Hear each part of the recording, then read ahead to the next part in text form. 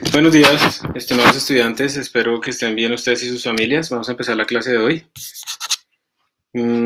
Las clases de la clase de hoy más las dos clases de la próxima semana van a estar enfocadas en la solución de ecuaciones diferenciales.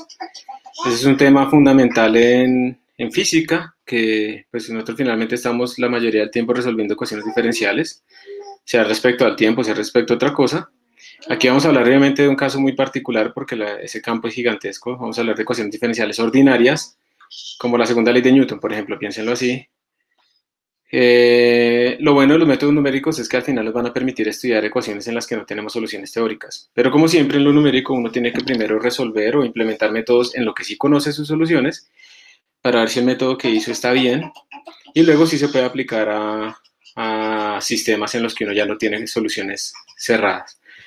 Entonces, la clase de hoy vamos a ver un método muy famoso que se llama método de Runge-Kutta, de cuarto orden, lo vamos a implementar. Y la próxima clase lo que vamos a hacer es aprender a instalar alguna librería que tenga funciones que hagan estos métodos de forma más potente y más extendible. Nos vamos a dar cuenta que dependiendo del sistema, hay sistemas, por ejemplo, que en una zona oscilan muy rápido y en otra zona oscilan muy lento, o sea, tienen como dos escalas de tiempo. Y entonces uno tendría que tener como un paso de tiempo, como una discretización del tiempo más fina en el primer caso que en el segundo. Y eso implica que el método de integración se debe adaptar. Entonces, ya ponernos a implementar eso, pues no tiene mucho sentido, porque seguramente nos vamos a gastar mucho tiempo y seguramente no va a quedar perfecto porque va a tener que depender del integrador y otras cosas.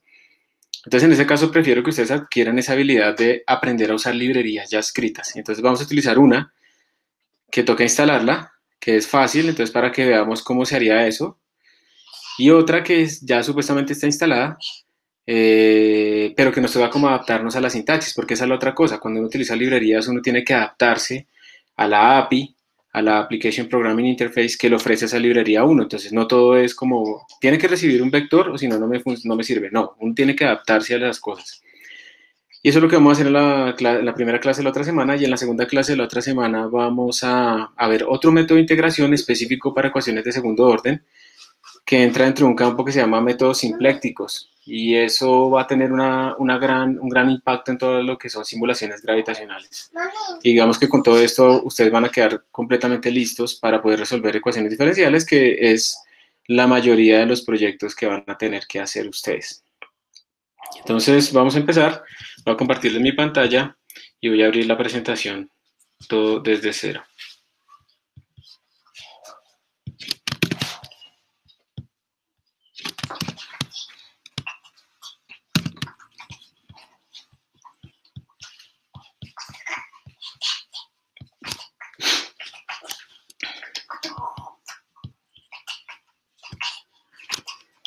¿Me pueden confirmar, por favor, que me están escuchando y que pueden ver mi pantalla?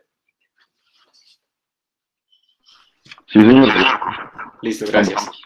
Entonces, bueno, voy a hacerlo de siempre. Entonces, vamos a la página central de presentaciones del curso, o de ejemplos y presentaciones y videos, etcétera. Voy a entrar aquí al enlace de Google Drive para ir a las presentaciones.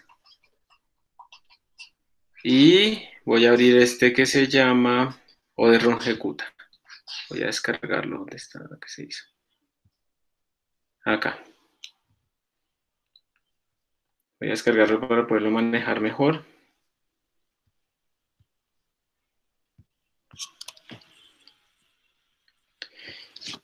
Y bueno, antes de seguir, quiero saber si alguno de ustedes ya sabe o ha tenido contacto con ecuaciones diferenciales. O sea, más bien al revés. ¿Hay alguno de ustedes que no tenga ni idea ni haya manejado nunca una ecuación diferencial? Eh, sí, profe, sí, señor, listo. Entonces, ¿hay alguien que no tenga ni idea de qué es una ecuación diferencial? Última vez que pregunto. Ok. Entonces eso me alegra. Entonces ahora pregunto una segunda cosa. De pronto ustedes en algunos cursos de física mecánica o algo así se tuvieron que enfrentar a ecuaciones diferenciales sin haber visto el curso. ¿Hay alguien que no haya visto un curso completo de ecuaciones diferenciales? Que no haya visto un curso. Nosotros lo estamos viendo, profe. Señor, ¿todos lo están viendo? Algunos están viéndolo ahorita. Listo, eso es No, no, perfecto no. porque, digamos, yo necesito ciertos conceptos. Sí. Eso, necesito ciertos conceptos, no que sean expertos ni que sepan resolver, sino ciertos conceptos que tengan ustedes claros. Entonces, bueno, ya con eso sé cómo que podemos avanzar bastante en la presentación. Entonces, miren, ¿cuál es la idea? Imagínense que ustedes tienen un sistema de una masa unida a un resorte con una fuerza externa. Ustedes pueden escribir eso de esta forma, ¿cierto? Una ecuación diferencial típica es sumatoria de fuerzas igual a masa por aceleración, segunda ley de Newton. Pero la aceleración es la segunda derivada de la posición respecto al tiempo.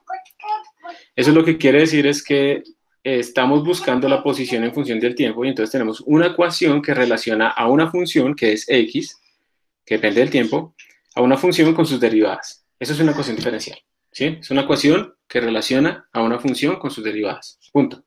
O sea, la incógnita aquí no es una variable, no es una ecuación algebraica, sino que es una... No, no. Oye, déjala. Es que me gusta. Es una ecuación que relaciona una función con sus derivadas. Esto es lo que estamos buscando resolver. Ustedes están familiarizados con esto. Hay un montón de tipos de ecuaciones. La idea es que queremos escribir nuestro sistema de ecuación diferencial. Ya vamos a ver por qué es un sistema. Así como está aquí a la izquierda. Derivada de primer orden. Ojo, esto es muy importante. Lo que queremos hacer es escribir todo en términos de derivadas de primer orden. Igual a una función que depende de t y de y y probablemente dependa también de las derivadas. O sea, ese es como nuestro primer objetivo. ¿Será que hay alguna manera de pasar de esta gran ecuación que tenemos arriba, una ecuación de segundo orden, a una ecuación de primer orden? ¿Ustedes tienen alguna idea de cómo se podría hacer eso? ¿Existe alguna técnica?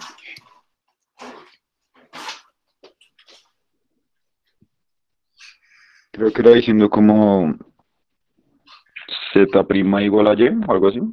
Exacto. O sea, esa es como la idea, expresado en términos de velocidad, exacto, en términos de las derivadas. O sea, lo que hacemos es introducir variables nuevas que representen los siguientes órdenes de derivada. Entonces, lo que realmente logramos con esto es que una ecuación, por ejemplo, como la de arriba, una ecuación de segundo orden, se convierte en dos ecuaciones de primer orden. Esa es la idea.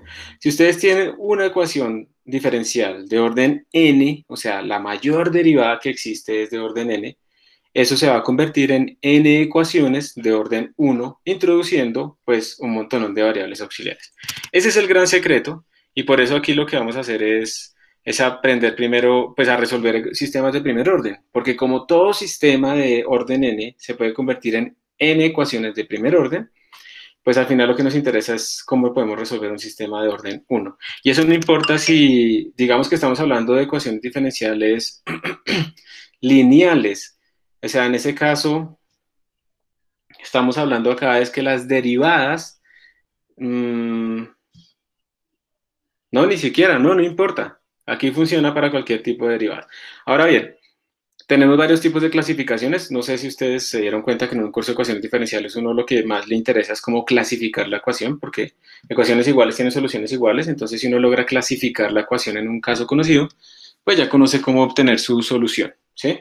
Entonces uno tiene que las ecuaciones diferenciales, por ejemplo, esta que tenemos acá, ecuaciones diferenciales de primer orden explícitas, creo que se llaman no autónomas porque tiene el tiempo explícito acá. La que tenemos aquí en la segunda fila a la derecha es otro tipo de ecuación, no sé si tiene que ver con las autoadjuntas. La que tenemos aquí abajo es no lineal porque miren que la derivada está elevada a la 4, ¿sí? Entonces tenemos ahí una ecuación no lineal. O sea, no estamos elevando simplemente la función o el tiempo a la algo, sino la derivada de la función está elevada.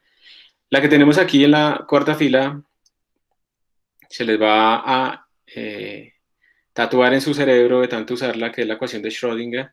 Y pues esa ya es una ecuación de otro tipo de naturaleza, ya se llama una ecuación diferencial parcial. Ya tenemos varias variables, eso es otro animal completamente diferente. Hay cursos completos y varios años de estudio para entender las ecuaciones diferenciales parciales, aunque ustedes van a aprender a resolver estos casos en la forma más sencilla.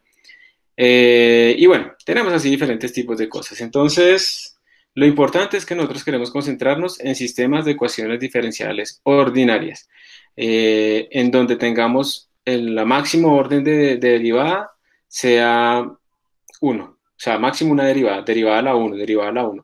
Entonces, como ustedes ya saben, lo que hacemos es transformar una ecuación de orden n en n ecuaciones de orden uno, introduciendo variables auxiliares que representan cada uno de los órdenes de las derivadas. Y ya está, ¿sí? Eso es lo único que vamos a hacer nosotros. Entonces, la idea es que ustedes, de nuevo, repito, cualquier ecuación de orden n se puede escribir como n ecuaciones de orden uno, o sea que realmente ustedes lo que tienen es como un vector, ¿cierto? Miren que ustedes tienen es como un vector la derivada de la primera variable respecto al tiempo, la derivada de la segunda variable respecto al tiempo, o sea, aquí el superíndice, indica es como la variable, el nombre que le pusimos a la variable, y1, y2, y3, y4. Entonces tenemos un vector de derivadas al lado izquierdo, igual, y obviamente cada derivada de esas va a ser igual a una función que depende tanto del tiempo como de las otras variables. Entonces esas funciones no tienen por qué ser iguales, y como no tiene por qué ser iguales, entonces uno tiene que, cada derivada de cada variable tiene su propia función que determina esa derivada. O sea, tengan en cuenta aquí que el lado derecho lo que les está diciendo es que esta función es la derivada, ¿sí? Y esta función es la que tiene la mitad, bueno, un poco más de la información de este sistema. Las funciones que nos representan las derivadas nos dicen cómo cambian las cosas, y eso es lo que uno necesita saber. Entonces ahí está la clave, la otra clave está en las condiciones iniciales, ¿no? Entonces digamos que esas dos cosas son las que tenemos que tener nosotros en cuenta. Entonces si ustedes logran describir cómo calcular las derivadas de sus funciones, de sus variables de estado, pongámoslo así, pues ustedes ya tienen completamente determinado su sistema. Entonces a la izquierda tenemos un vector de n componentes, 0 hasta n-1, tenemos un vector de n componentes, derivados, ¿cierto? Porque todos están derivados una vez respecto al tiempo. Ya a la derecha tenemos un vector de n componentes, cuyas componentes son las funciones. Entonces esto se puede reescribir de esta manera, perdón la baja calidad de la resolución.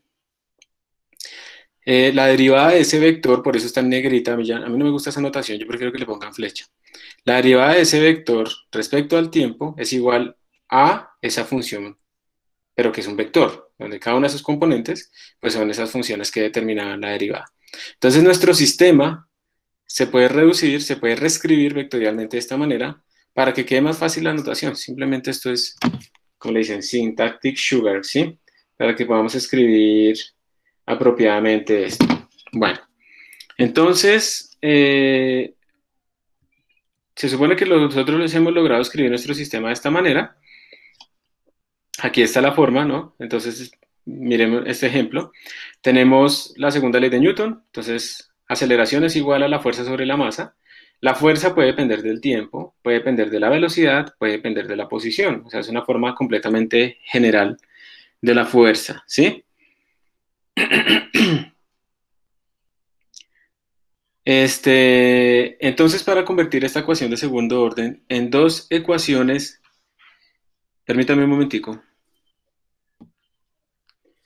Hola, si puedes ir a hacer otras labores y de paso puedes encender esos switch, te agradezco. Pero si por la única razón por la que irías serías por encender esos switch, entonces no porque es mejor que no tomes riesgos de salir simplemente por ir a encender eso. Toca ver qué más podemos hacer para esas clases con los estudiantes. Tocará mirar, digamos que todavía hay plazo como de una semana y media para que busquemos otra solución. También me da risa eso porque ellos pelean mucho por tener Switch administrables remotamente y mira y finalmente hay alguien que tiene que ir a aprender el botón, ¿no? Entonces, curioso eso. Entonces, no necesito, o sea, si solo es por eso, mejor no lo hagas para no tomar riesgos. Gracias. Listo, chicos, qué pena. Entonces, la forma de transformar esta ecuación diferencial de segundo orden en dos ecuaciones de primer orden, pues es como ustedes decían, definir la derivada, la velocidad está bien, aquí tiene significado, pero en general, pues la técnica no implica que todos sean derivadas, todos sean velocidades, perdón. Simplemente decimos, bueno, la posición x va a ser mi primera y super 0, y la derivada de x va a ser mi segunda y super 1, ¿sí? La derivada en este caso se interpreta como la velocidad. Y eso lo que quiere decir entonces es que nuestra ecuación de arriba se convierte en estas dos ecuaciones de abajo. La derivada de la posición respecto al tiempo, o sea, y super 0, es igual a y super 1, que es la velocidad. Y la derivada de y super 1 respecto al tiempo, pues es igual a la fuerza sobre la masa, o sea, la aceleración, o sea, la segunda derivada. Entonces ya tenemos este sistema de arriba, se convirtió en estas dos ecuaciones de abajo. Y ahora lo que queremos es ver cómo resolver esto. Y pues evidentemente tenemos que hacer una discretización, estamos hablando de que no tenemos soluciones teóricas. Entonces tenemos que tener una discretización al respecto. Y esa discretización pues es obviamente respecto a lo que estamos derivando, que es el tiempo, en este caso. Entonces, lo que hacemos es partir el tiempo en un número dado de pedacitos. Digamos que el tiempo empieza en A, normalmente en cero, pero puede empezar en cualquier cosa. Es arbitrario. Termina en B.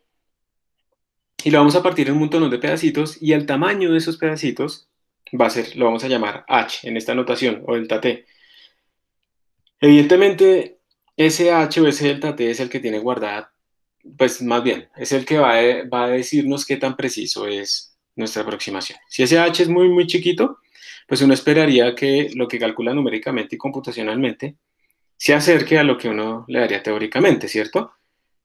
Pero si H es muy grande, pues uno esperaría que la solución que uno tiene no sea muy cercana a lo que uno va a obtener. Y esa dependencia con H va precisamente a depender de qué algoritmo utiliza uno para hacer esa integración, ese paso de tiempo, de cómo hago yo para pasar del tiempo t igual a A al tiempo t igual a más H. El secreto de todos estos métodos está en este paso. Yo qué algoritmo voy a meter para pasar de acá a acá. Y hay algoritmos muy fáciles, pero que tienen un orden muy bajo, o sea, que tienen un error grande. Y hay algoritmos muy buenos que tienen un error mucho más bajo, pero obviamente implica implementarlos de forma más complicada. Entonces, el secreto de todo esto es, escriban el sistema, lo escriban pues como un sistema de n ecuaciones de primer orden, y escojan cuál es el algoritmo más apropiado para pasar de un tiempo t a un tiempo t más delta t, de un tiempo t a un tiempo t más h. Eso es el secreto fundamental en este tipo de cosas numéricas. Y evidentemente pues el más fácil de todos es el siguiente.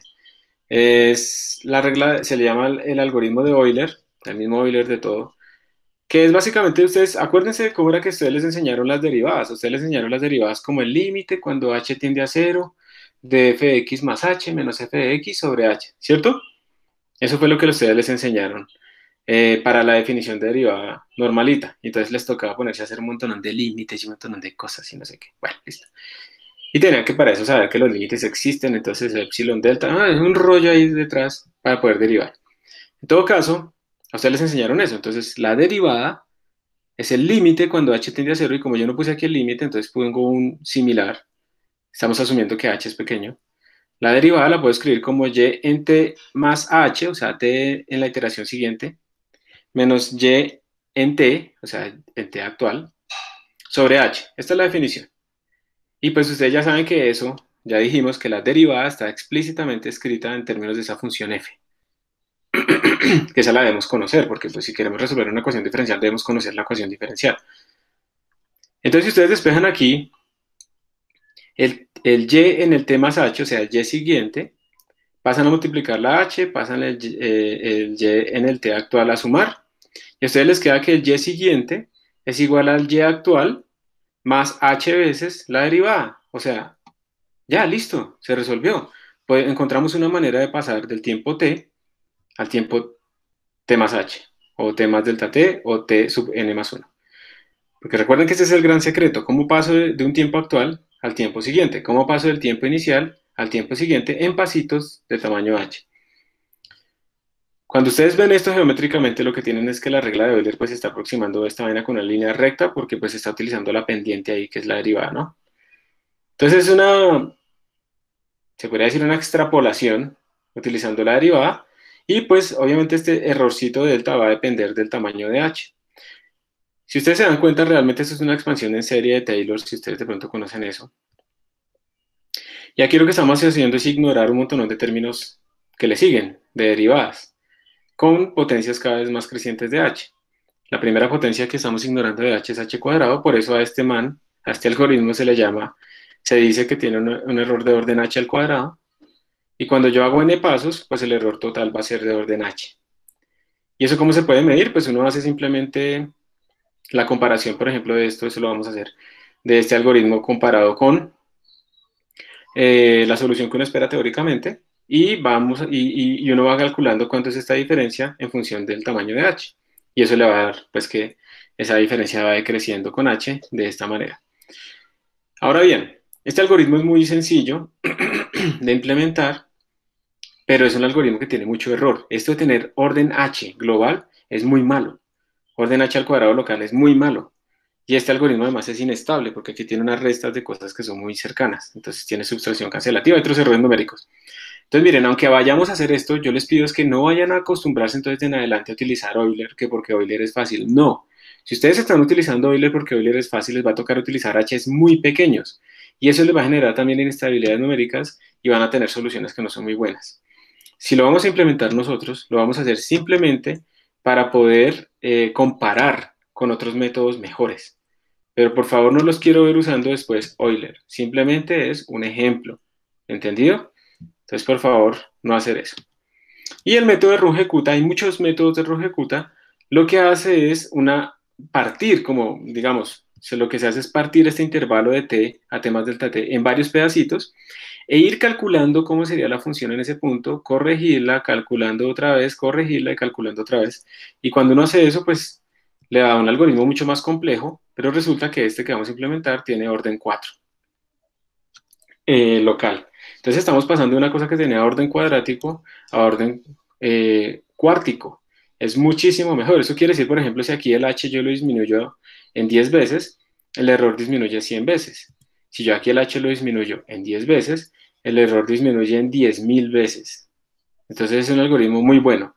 ¿Cuál es el costo? Evidentemente nos toca calcular muchas más cosas intermedias, nos toca calcular varias veces las funciones de derivadas.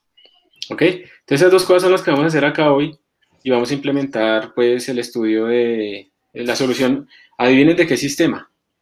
¿Qué sistema vamos a resolver?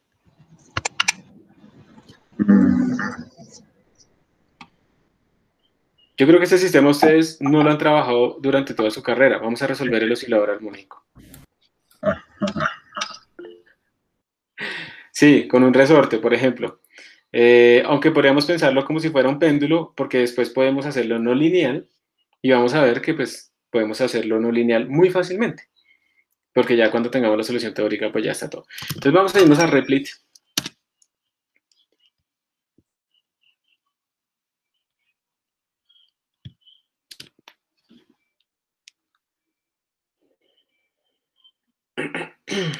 Profesor, una pregunta. Sí, Nosotros estamos ensayando con soluciones numéricas, pero digamos hay programas en internet que dan soluciones analíticas y todo eso. ¿Eso cómo se podría programar, digamos, viéndolo desde acá? ¿O cómo sería como la idea? digamos, si nosotros tenemos un problema que no tiene solución analítica, entonces hay dos posibles causas a que no tenga solución analítica. Primera, que realmente no tenga solución analítica. En ese caso, por ejemplo, ni siquiera los programas de internet o matemática o lo que sea van a resolverlo. ¿Listo? La segunda causa de eso es que yo no sea tan bueno como creo y no le haya podido encontrar la solución, pero voy y lo meto en esos programas y el programa lo resuelve. Entonces sí tenía solución analítica. Ahora, eso es como, digamos, quería como tocar ese punto antes, porque uno cómo sabe que algo no tiene solución analítica, ¿me hago entender? Entonces habría que demostrar que no hay solución cerrada. Ya es raro, a mí me parece increíble que uno pueda demostrar, bueno, que la solución sea única, ok, uno simplemente supone que hay dos soluciones diferentes, la resta y al final demuestra que la resta da cero, listo.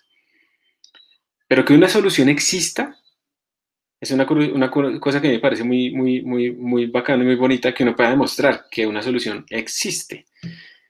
Ahora, que la solución exista, ¿será que eso implica que tiene forma cerrada? Entonces, aquí lo que pasa es que cuando decimos que no tiene forma analítica o cerrada, es que no la podemos escribir en funciones, en términos de funciones normales, ¿sí? Las funciones que conocemos, polinomios, senos y cosenos, cosas de ese estilo. Pero ustedes se van a ir dando cuenta, pues cada vez que van a encontrar, van a ver que hay ecuaciones diferenciales que aunque no se puedan resolver en términos de polinomios sencillos, pues se han definido nuevas funciones que son iguales que las funciones seno, coseno, igual de importantes, y se llaman funciones especiales. Y las funciones especiales son la solución. Ahora, no son ecuaciones álgebra, o sea, no son fáciles, no son, en el sentido que no se pueden expresar como un polinomio o algo así, pero pues existe. Entonces, al final, digamos, todas las ecuaciones diferenciales tienen solución, pero que podamos escribir nosotros, pues si están bien planteadas, pero que nosotros podamos escribirlas en forma cerrada utilizando polinomios o algo así, eso es otro cuento. Lo que hacen estos programas, pues primero, eso es bien complejo, se llama cálculo simbólico. Primero lo que tiene que hacer es parsear como el problema para saber dónde se está sumando, se está restando, generar un árbol de expresiones. Y luego bajo ciertos algoritmos de simplificación, pues empiezan ellos a buscar. Yo no sé exactamente cómo harán para resolver una ecuación diferencial, esos algoritmos, pero dependiendo de la potencia de esa máquina y de lo que haya aprendido, pues yo creo que lo primero que empieza a hacer es un gran proceso de clasificación, como harían ustedes. Ustedes ven una ecuación diferencial y empiezan a mirar el orden, empiezan a ver si es de coeficientes constantes, empiezan a ver si es homogénea. Yo creo que pasa por todos esos procesos de clasificación para ir reduciendo el espacio de búsqueda de soluciones.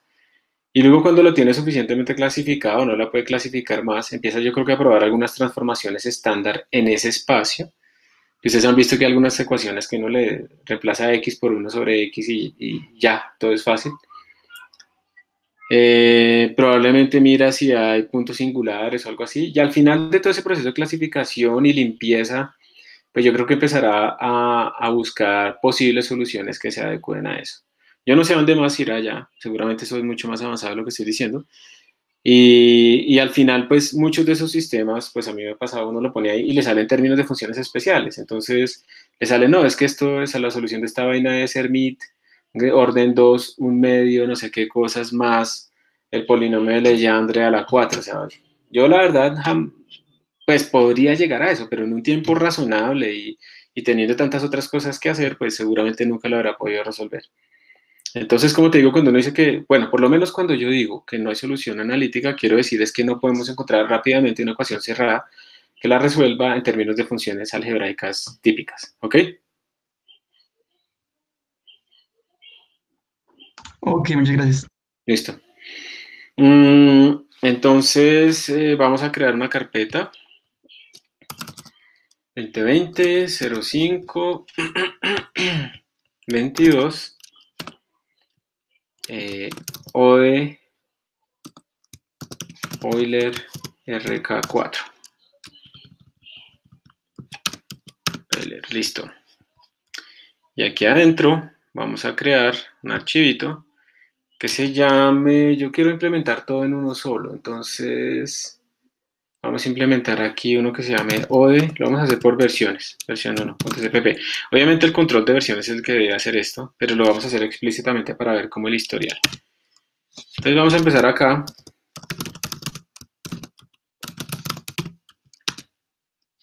Yo de hecho, para que nos rinda un poquito más, voy a copiarme un poquito lo que ya tenemos implementado aquí en las lecture notes. Entonces, esa es como mi copialina. Ajá, para no complicarnos mucho la vida. Entonces, bueno, ya la tengo ahí lista como por si acaso me pierdo un poco. Entonces, voy a poner aquí como un comentario, para ir diciendo qué hace este programa.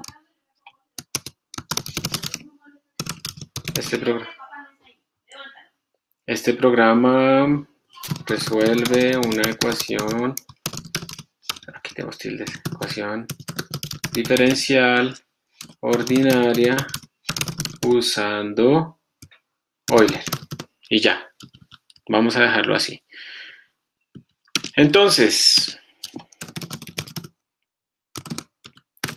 voy a hacer una plantilla y ustedes van a hacer el resto. ¿Listo? Para implementar el método de Euler. Listo, ya terminé la plantilla. Entonces, por favor, ustedes implementan el método de Euler. No mentiras, eso es dejarlos muy solos, ¿no? Entonces, a ver, hay varias cosas. Primero, ustedes tienen que definir como una ecuación diferencial. Y al definir una ecuación diferencial, pues tienen que saber cuál es la ecuación. Y segundo, tienen que saber qué parámetros tiene. Entonces, la ecuación diferencial que vamos a resolver, pues va a ser derivada cuadrado de x respecto al tiempo igual, y vamos a escribirla en términos de la frecuencia, ¿sí? Entonces no vamos a ponernos a escribir aquí K sobre M, no sé qué, sino en términos de la frecuencia. Entonces vamos a ponerla que esto nos daría menos omega al cuadrado por X, ¿no? Así es, ¿cierto? Estamos hablando, no estamos, o sea, eso por ejemplo puede simular un amazonido en resorte. Entonces aquí el parámetro más importante es esta variable omega.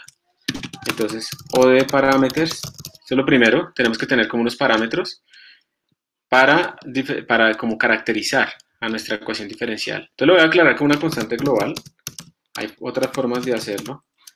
Lo voy a aclarar acá, omega, y le vamos a poner un valor ahí arbitrario. ¿Listo? Esto está en unidades MKS, vamos a suponer. Listo. O sea, miren que aquí no tenemos como más cosas que hacer. Recordemos que cuando vamos a resolver una ecuación diferencial, de estas necesitamos las condiciones iniciales.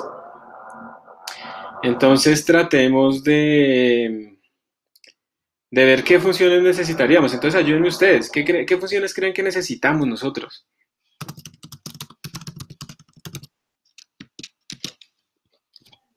¿Qué funciones pondrían ustedes ahí? A ver.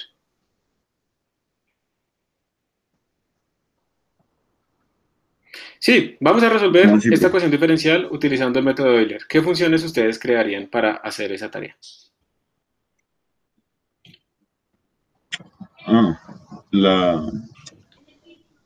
Una función normal. ¿Una función normal qué? Digamos, seno de, sí, una función, digamos, double f, entonces seno que retorne el seno, el coseno. Ah, bueno, pero eso podría ser si fuéramos a hacer una ecuación no lineal, ¿no? Si fuéramos a ponerle aquí otra cosa.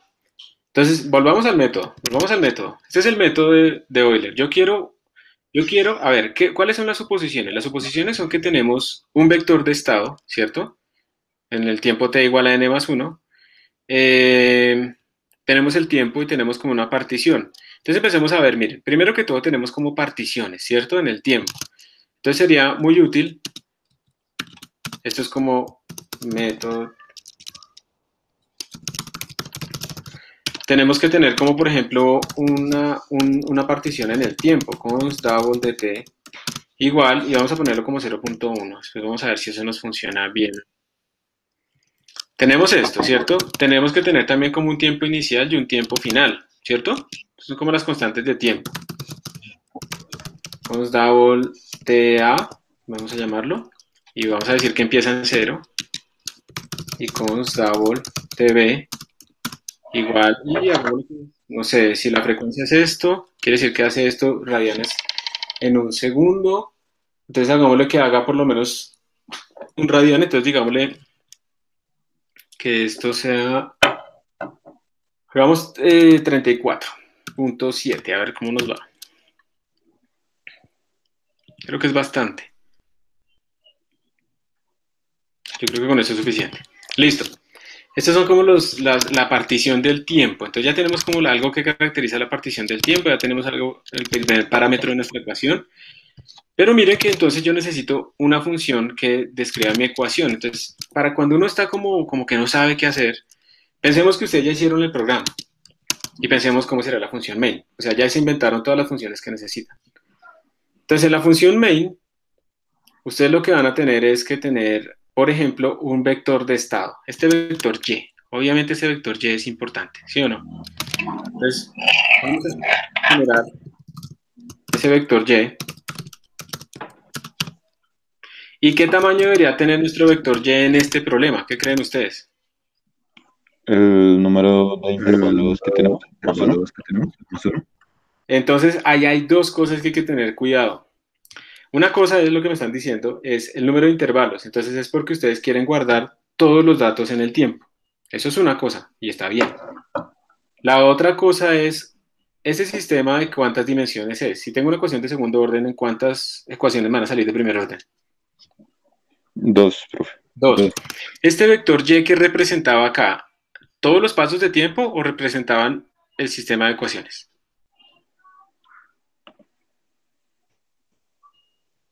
¿Cuál? ¿Y? ¿Cuál? ¿Y? Y. El sistema. El sistema, ¿sí ven? Y representa el sistema. Y yo lo que estoy haciendo es cambiar a Y en función del número de pasos de tiempo. Pero Y como tal, ¿cuántas dimensiones tiene? Tiene las dimensiones del sistema. Entonces este vector Y, si yo quiero que solo represente el estado actual en cada instante de tiempo, tiene el tamaño n, donde n pues es el número de dimensiones del sistema, ¿listo? Entonces const int n igual 2. Porque en este problema, que es una ecuación diferencial de segundo orden, vamos a generar dos ecuaciones de primer orden. Entonces esa es la primera cosa importante. Ya digamos que tenemos un vector de estado. Ahora, lo que ustedes dicen es cierto, pero es que yo quisiera guardar además, pues no quiero como tener el estado en el tiempo 0, y luego el estado en el tiempo 1, y luego el estado en el tiempo 2, e ir borrando los anteriores, sí, sino reescribiéndolos, sino que quisiera tener toda esa serie de tiempo. Entonces tendría que guardarlo en otro, o sea, tendríamos que tener como una matriz, ¿sí lo ven? Es una matriz que tendría como dos columnas, el n, y tendría que tener todos los pasos de tiempo que dan esas, que se están haciendo como filas. Entonces, por ahora lo que vamos a hacer es, para evitar manejar esas estructuras más grandes, pero que está bien, es simplemente reescribir en cada paso de tiempo el estado de nuestro sistema. Entonces, digamos que tenemos esto para manejar nuestro sistema.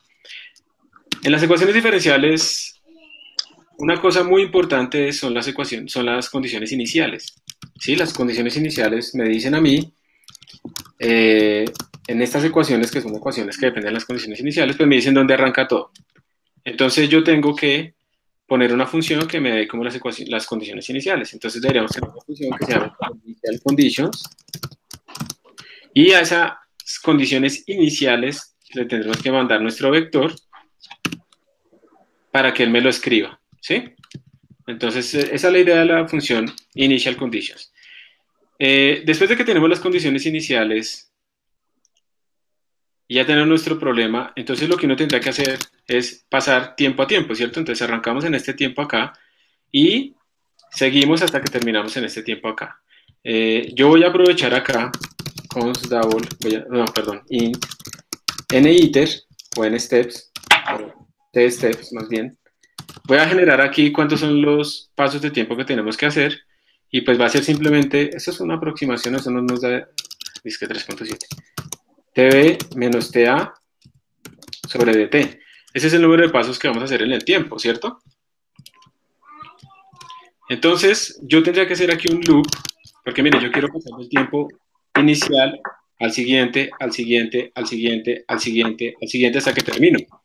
Entonces yo tendría que hacer un loop simplemente por int step igual a 0, mientras step sea menor o igual que n steps, simplemente para que me incluya, bueno, quitemos el menor por si hacen la matriz.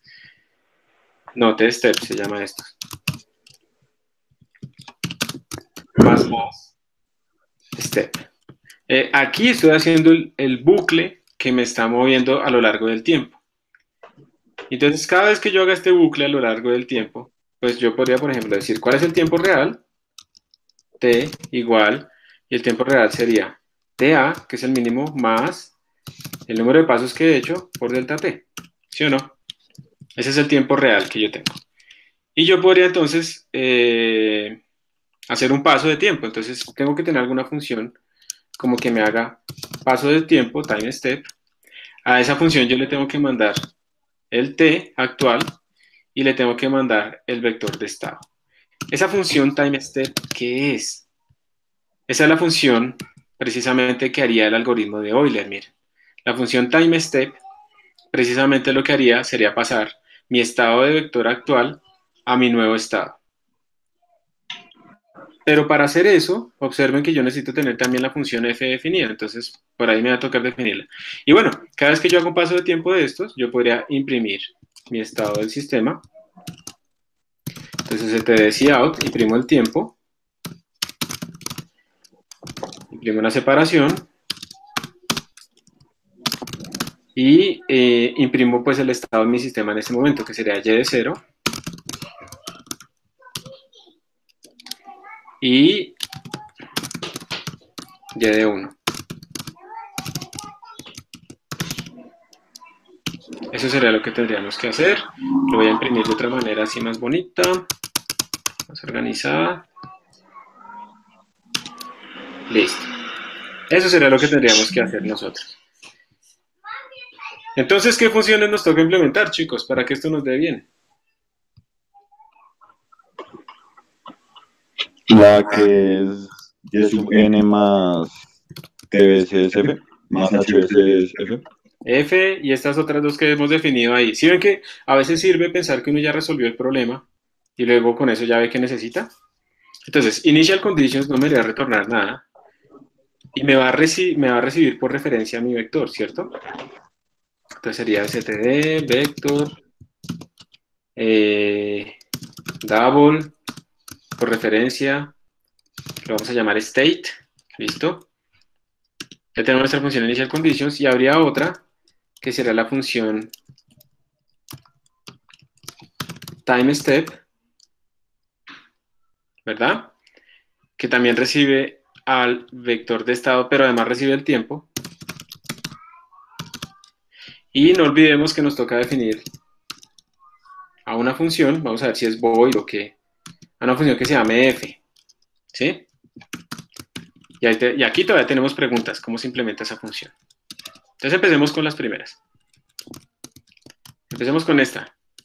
Entonces vengan, a ustedes una pregunta, ¿no les parece como cansón estar escribiendo todo esto, std vector double, std vector double, todo eso todo el tiempo? Sí. Entonces a veces uno puede definir sinónimos, digamos si no estamos utilizando esta aproximación con objetos y clases, podemos definir sinónimos y creo que hay una que se llama type def, ajá.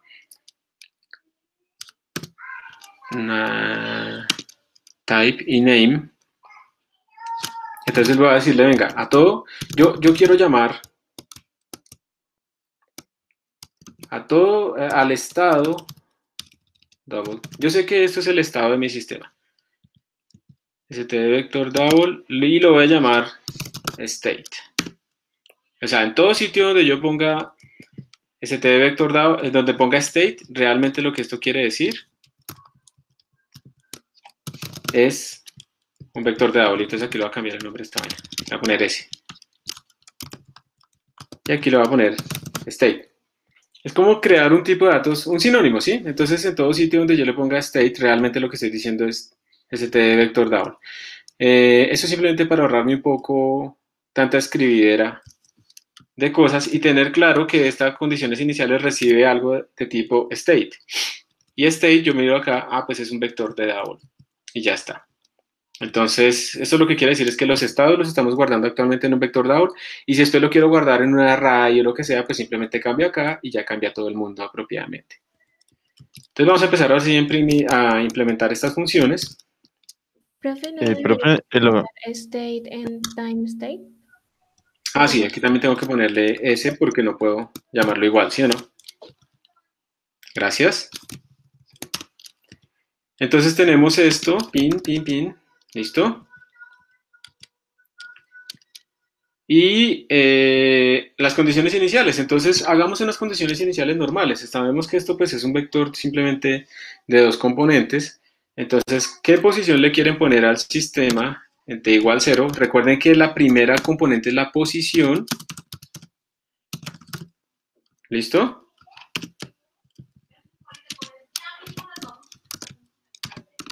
Y la segunda es, recordemos que es la velocidad, ¿no? En este problema del oscilador armónico. Entonces, ¿qué quieren ponerle? Quieren ponerle como una posición alejada. Esto obviamente es relativo al punto de no elongación, si es un resorte. Entonces, quieren que le pongamos una posición alejada, digamos 0.47 y velocidad igual a 0, ¿cierto? O sea, es como cuando uno estira un resorte y lo tiene ahí quieto.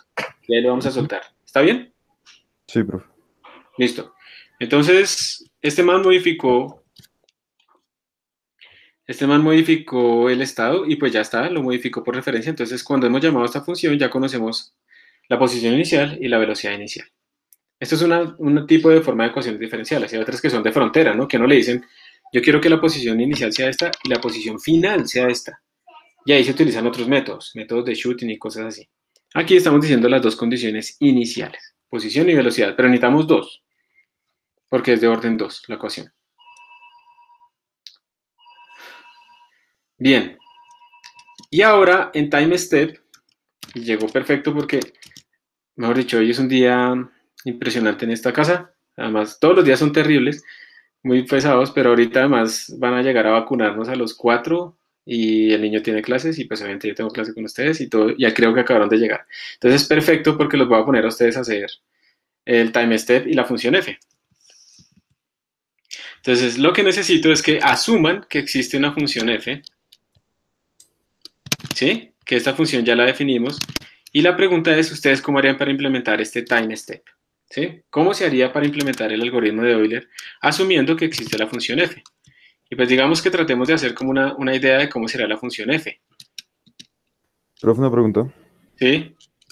Time step, ¿qué es lo que hace? O sea, si ya tenemos definido nuestro intervalo de tiempo, time step nos pasa el tiempo n al n más 1, ¿o qué hace time step? Exacto. Time step implementa esta ecuación, nos pasa el tiempo t más delta t o n más 1, ¿sí? Ok. Entonces esto básicamente lo que tiene que hacer es coger mi vector actual y modificarlo haciendo lo que dice exactamente este algoritmo de Euler, esta función. Entonces por eso les quiero como dejar la función f. La función f que debería recibir, miren, la función f recibe el tiempo y el estado actual, ¿cierto? Entonces la función f pues debe recibir un tiempo, debe recibir el estado actual, pero como no lo va a modificar, entonces lo debe recibir como constante. Y miren que la función f, ¿se acuerdan que eso es un vector, no? Entonces la función f tiene que retornarnos dependiendo de qué índice le estoy pidiendo, si quiero la derivada la primera componente o la derivada de la segunda componente. Entonces vamos a ponerle aquí algo que se llame como el index. Y la forma de implementar la función f sería pues la siguiente. Si 0 es igual al index, ¿qué retornarían ustedes? O sea, estamos buscando la derivada de quién, de la posición o la velocidad. De la posición. De la posición. ¿Y la derivada de la posición quién es? La velocidad. La velocidad. Entonces aquí retornamos la velocidad, que sería el estado en 1. O sea, no hacemos nada. Entonces pongámosle un if. 1 es igual a index. Entonces ahora me están pidiendo la derivada de la velocidad. Y la derivada de la velocidad, en este problema del oscilador armónico, ¿qué retornaríamos nosotros? Miren la ecuación. La derivada de la velocidad que retorna, menos omega por la posición, ¿sí o no? Menos omega al cuadrado por la posición, ¿cierto? Sí. Entonces aquí retornaríamos return menos omega, nosotros ¿cómo fue que la llamamos? W. Menos omega al cuadrado por la posición, o sea, por el estado en 0. Esta es la función f para este problema. Si me mandan el índice 0, me están pidiendo la derivada de la posición, o sea, retorno la velocidad. Si me mandan el índice 1, me están pidiendo la derivada de la velocidad. Entonces retorno según la ecuación diferencial, pues está derivada. Aquí estamos implementando esta función f que habíamos dicho. La función f minúscula que tiene las derivadas de cada uno de los elementos. Y por eso tenemos que decirle pues de quién estamos hablando. Entonces, ahí queda. La voy a poner acá. Y lo que quiero es pedirles a ustedes, por favor, como aprendizaje, ¿sí? Que ustedes vean cómo implementarían entonces este algoritmo de Euler. Tienen que ir componente a componente, pues tienen que hacer un for, ¿cierto? Tienen que ir componente a componente. ¿Y cómo lo implementarían? ¿Qué escribirían? Es muy sencillo. Entonces piénselo mientras mientras vuelvo. Me disculpo preventivamente porque lo más probable es que cuando vuelva a poner el micrófono, que hayan pasado las vacunas, estemos todos llorando en esta casa. Bueno, ahí les dejo. Ok. Bueno, y chicos, y antes de salir, si lo implementan, no se queden simplemente mirando como ustedes que creen, ¿sí? Sino si lo implementan, pues listo, o sea, corran el código y vean si la solución les está apareciendo o no, la pintan, ven si eso les da un seno o un coseno, que es la solución teórica, porque eso debería darles. Y si no les está dando, jueguen con disminuir el delta t. Entonces les falta muy poquito para que este código esté perfectamente listo. Ya nos vemos.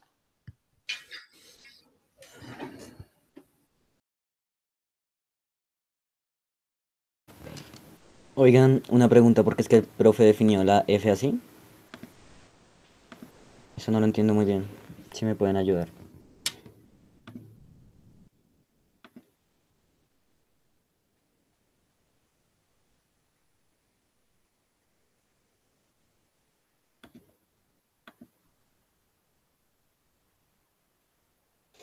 Pues, según entiendo, eh, digamos, si el parámetro que recibe es, es cero, creo. Ujú. Wait,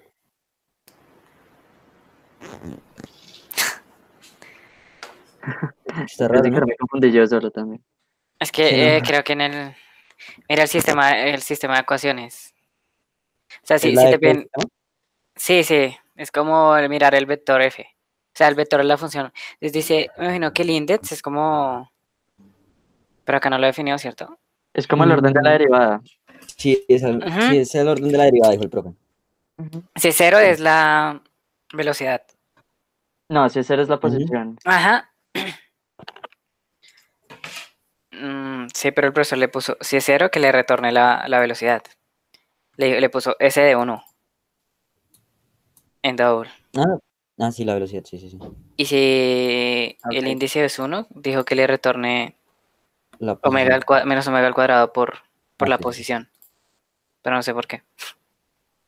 Porque esa es la No, ni idea. aceleración, así está definida ahí arriba. Creo que el profe ya separó el sistema de ecuaciones y está haciendo ahí una vaina. No estoy seguro. Sí, creo que sí. Ah, sí, de Y el 0 es la aceleración. La aceleración. Y 1 es la... Uno es la, uno es la velocidad, eso ya. Sí. No, 0 es la velocidad. O sea, como lo he definido, 0 es la... No, cero es la posición, cero es la posición. Mira Sí, que 0 es la mínimamente dice posición. que es la Pero posición. porque escribió que retornara la velocidad. Eh, yo no sé. Es que sí, separó el sistema, ¿no? Separó el sistema, pero a ver qué lógica le puso ahí. A ver. ¿Qué es lo que para el profe, qué es lo que se supone que hace F? Es que F es como el vector de derivadas o algo así. Entonces la primera posición, o sea, la primera componente del vector F sería la derivada de la posición. Ujú. La segunda componente del vector F es la derivada de la posición, o sea, la derivada de la velocidad. Ok.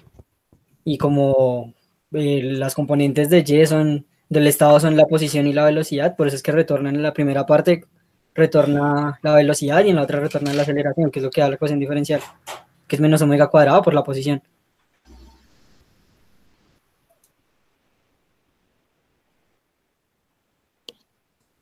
Uy, espera. Otra vez, ¿cómo es? Qué pena. O sea, es que el vector de estados tiene dos componentes, la posición y la velocidad, ¿sí? Sí, sí, sí, sí. Y el vector F tiene las dos componentes, la derivada de la primera componente del vector de estados y la derivada de la segunda componente del vector de estados. Ajá. Entonces, la primera componente de F sería la velocidad, porque es la derivada de la posición, y la segunda componente sería la derivada de la velocidad, que según la ecuación diferencial es menos omega cuadrado por la posición.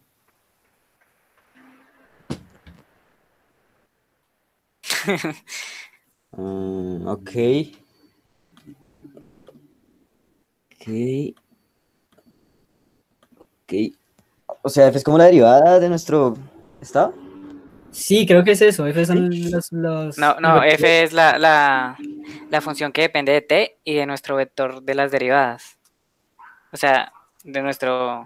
Sí, o sea, nuestra ecuación diferencial original es y doble prima es igual a f de x de y de y prima, ¿no? Ujú. Ok. Por eso también me confunde que el profe lo haya definido solo como con... Ah, no, mentira, porque lo definió con el state. Ah, entonces ya, creo que ya le estoy entendiendo al... ah.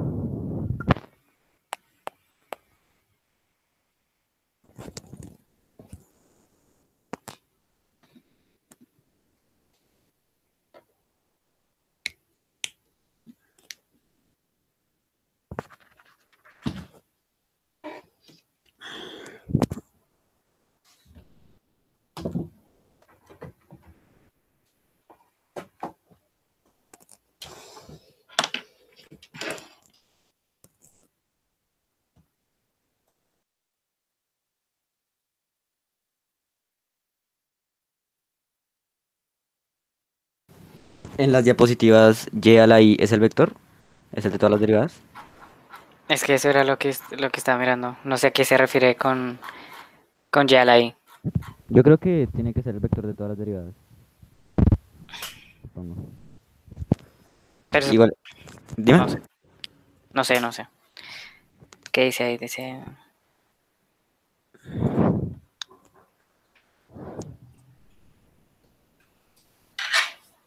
Sí, es el vector de todas las derivadas de menor orden, ¿no? Sí, yo diría. Algo que se me hace extraño es que la función f debería tomar, o sea, debería usar el tiempo, ¿no? Porque pues se lo pasamos como parámetro, pero no. No lo usa, ¿cierto? Sí. Creo que eso tiene que ver con que nuestra ecuación diferencial es autónoma, que no tiene tiempo. Nada más por eso. Ok, sí. Sí, creo que a eso se refiere el profe. Y creo que con index se refiere a lo que en la diapositiva dice como f a la 0, f a la 1, f a la n-1. Sí. Pero por Ok. eso ahí dice que el index 0 debería ser la posición, ¿no? Index 0 es la O posición. sea, y a la 0. No, index 0 creo que es la velocidad. O sea, a ver. O sea, Es que no es y index 0, sino es de y index 0 de t, ¿sí? no estoy Por seguro. eso, A ver, por eso está devolviendo la velocidad. voy a compartir pantalla para una. Sí, a ver. Como para hablar teniendo el código acá. Creo que a lo que se refiere es que si le pasan el index 0, sí, o sea, la posición, lo que debería devolverle es precisamente el cambio en la posición, que es la Ajá, velocidad, ¿no? que la velocidad. Y si es el Y si 1, le le estás mandando la aceleración, exacto. y La por eso te aceleración. devuelve esa ecuación. Ah, ok. Sí, más o menos. Creo que sí, sí es eso. Sí, o sea, f es. Ah, sí, f son los índices de las funciones. O sea, ok. O sea, es que el sistema lo podemos escribir así, ¿no? Lo voy a escribir acá. Z' igual a f. T, y, z. Y y' igual a z. ¿Sí? Eso es lo que dicen más o menos las diapositivas. Ujú. ¿Sí? Entonces, Sí. ¿acá cuál sería f index 1? ¿La de arriba o la de abajo? Digamos, creo que esto es f0 y esto es f1.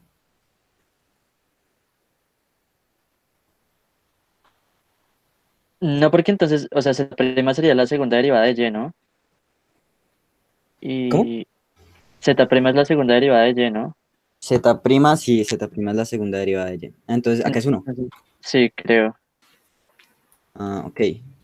Sí, ok. Ah, ok. Entonces, esta función f son todas estas funciones. f1, f0 y así. Supongo. Z'.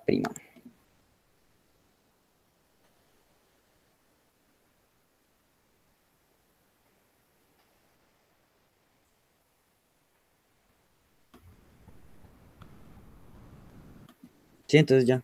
Listo. Gracias. Ok.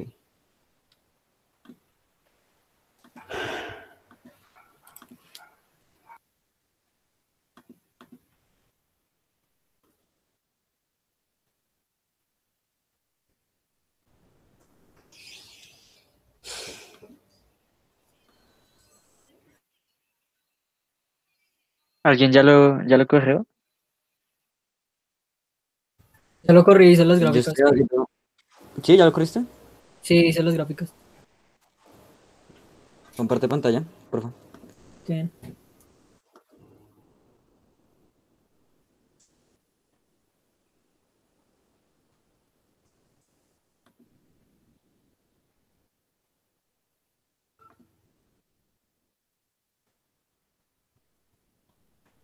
No sé si ven ahí, pero pues ahí están las gráficas. Si no les dejo ver el código. Sí. Sí, quedó bien.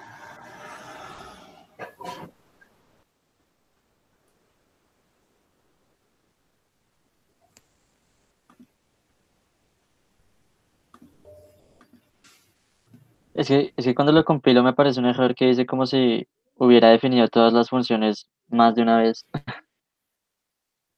Uy, ni idea. Si quieres, comparte a ver si. Debería saber el Sí. error.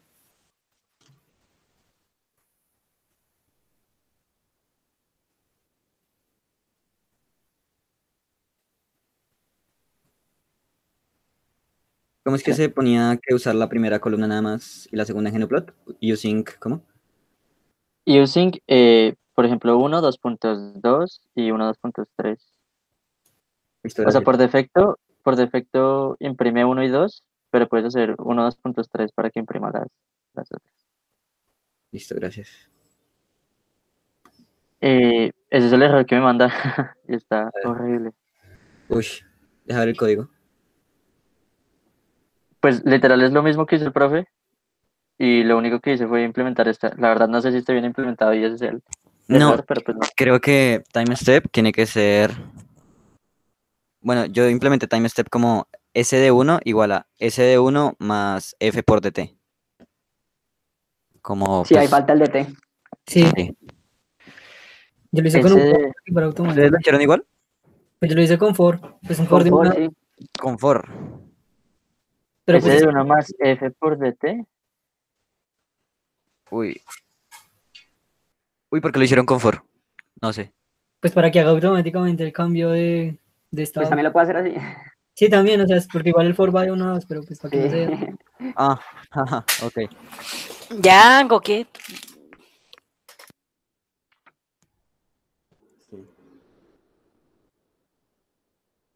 Oigan, ¿les puedo mostrar mi código? Es que, esperen. Ah, no, pero es que Andrés está.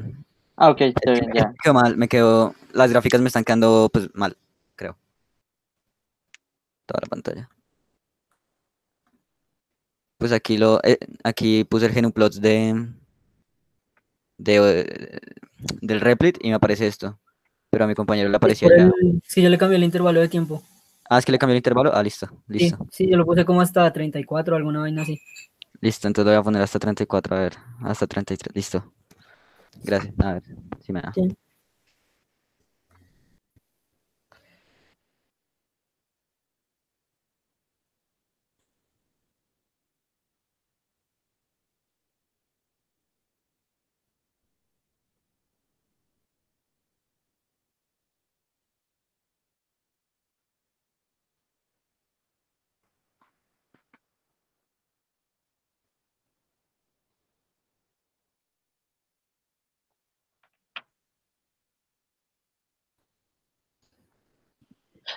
Listo, chicos. ¿Cómo les fue? ¿Sí? ¿Alguien logró que le diera la solución bien? Sí, profe. ¿Sí? Muy bien. ¿Quieres compartirla en la pantalla? Bueno, profe.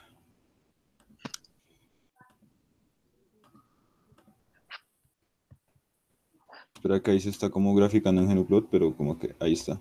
Ujú. Excelente. Sí, era acá. Entonces, a ver, ¿cómo fue que lo hiciste? Time step, entonces S1 igual a S1, o sea, básicamente implementar lo que dice Euler, ¿cierto? Sí, señor. Perfecto, eso era lo que había que hacer y ya, queda listo el programa, muy bien. Entonces yo voy a hacerlo también rápidamente, aunque yo lo voy a hacer utilizando un for en caso de que queramos extender esto a un sistema más grande. ¿Listo? Es por eso. Ah, ok. Sí, señor. Mientras i sea menor que, entonces vamos a poner acá como consint. Profe, no está No está compartiendo compartiendo, pantalla. profe. Ah, ok. Stay size. Ya les comparto.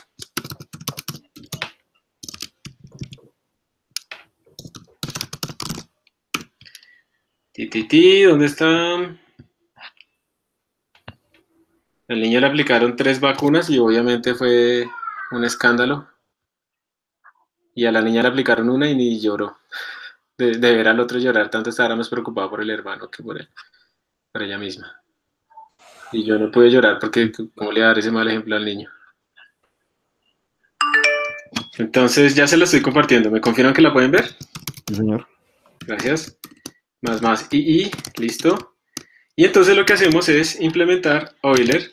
Entonces Euler sería simplemente coger y de i igual, o sea, este es el y nuevo, va a ser igual al y actual. Si ven que lo estoy sobreescribiendo, ¿no? Eso es lo que estamos diciendo, lo estamos sobreescribiendo. Más, miren que aquí me faltó haberle puesto también como parámetro el delta t, ¿no? Profe, creo que está mal z.6. Ese size. Hasta el punto. ¿Este? Ah, pero arriba lo escribió entonces. Aquí. Ah, ok. Sí, sí, sí. Aquí me faltaba el punto, pero sí, fue porque definí una variable. ¿Y ahí no sería S en lugar de Y? Sí, señora. S en lugar de Y. Muy bien. dt por f y f evaluado entonces en este tiempo, en este estado y en este índice que sería II. ¿Ok? Esto sería lo que tendríamos. Profe, si tenemos a DT como variable global, ¿es necesario ponerlo ahí? Sí, es preferible. Es preferible porque, digamos, yo quiero que mi función timeStep, piénsalo así, yo quiero que mi función timeStep ya la pueda mover, por ejemplo, a otro archivo. ¿Cierto? Entonces ella ahí ya no conocería quién es DT. Entonces digamos que lo que yo quiero hacer son funciones que reciban la información que necesitan para ellas funcionar, que no dependan como de otras cosas. ¿Listo? Es por eso. Ok. Cuando hagamos timeStep, tocaría ponerle DT, ¿cierto? ¿Sí lo hice bien? TimeStep, TSDT, TimeStep, TSDT, listo, listo, listo, y ya está. Aquí hay un error, pero ya ahorita les voy a decir cuál es el error. Profe, ahí no estaríamos evaluando todas en el mismo estado, sino iríamos cambiando los estados. Exacto, ese es el error que les quería decir. La última, ok. Exacto, ya lo vamos a mirar, pero aquí hay un pequeño desfase y muy bien por haberlo notado, excelente. Uno, listo, compiló, miren todo ese montón de código que hicimos y compiló, bueno, ya ahí botó una cosa, la voy a redireccionar a datos.txt por ahora, y ahora vamos a hacer la gráfica en GnuPlot, plot, datos.txt, tin, tin, tin, y ¡pin! Ahí está, entonces me falta más tiempo, ¿no? Simularlo como más tiempo. Entonces le vamos a poner tiempo b igual, vamos a multiplicarlo, digamos hasta 10. Voy a salirme, voy a compilar, voy a correr, voy a pintar, ya casi. Voy a ponerle 18. Compilo, corro, GnuPlot, plot, y ahí está. Entonces miren que se ve bastante bien, ¿no? Esto debería ser una función coseno. Tiempo t igual 0, arrancamos en esa posición. Está la posición, ¿no? En función del tiempo. Using 1 y 2, ¿sí? Pero si pongo con la velocidad, pues aquí está la velocidad, que es una función seno. Entonces aparentemente se ve bien, pero quiero que vean otra cosa, y es que si yo le cambio el delta t a 0.01, voy a volver a compilar, voy a volver a correr, pero la voy a poner en datos 2. Y entonces vamos a ver esto, datos 2.txt, using 1 y 2. Y cuando hago esto, miren que aparentemente las dos dieron igual, ¿cierto? Como aquí tenemos parametrizado, pues obviamente cuando el delta t disminuyó 10 veces, el número de pasos de tiempo es 10 veces mayor.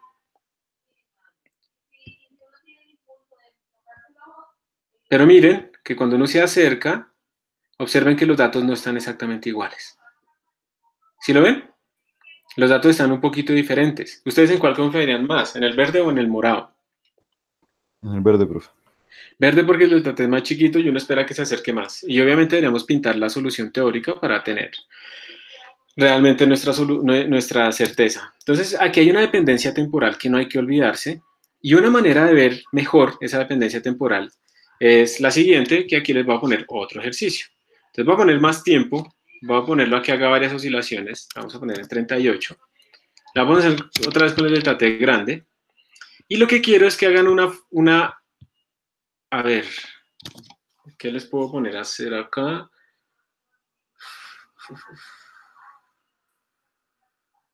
Lo que quiero es que grafiquemos algo que se llama el espacio de fase. Y cuando uno grafica el espacio de fase, lo que está graficando, digamos, vamos a hacerlo de la forma más sencilla. Queremos graficar la velocidad en función de la posición. O sea, lo que yo quiero hacer es esta figura.